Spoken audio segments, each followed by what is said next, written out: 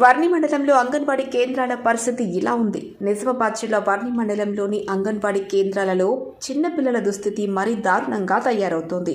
అంగన్వాడీ కేంద్రంలో కరెంటు సదుపాయం లేక, పిల్లలు ఆడుకునే వస్తువులు లేక, అక్కడ టీచర్స్ కూడా కరెక్ట్గా ఉండకపోవటం, ఆరు బయట ఆడుకోవటం, స్కూల్ చుట్టూ చెత్తా చెదారం ఉండటం. వర్ణి మండలంలో ఒక గ్రామ పంచాయతీ నుంచి తీసుకున్న ఈ స్కూల్ని చూడండి. ఒక్కసారి కొటాయ క్యాంప్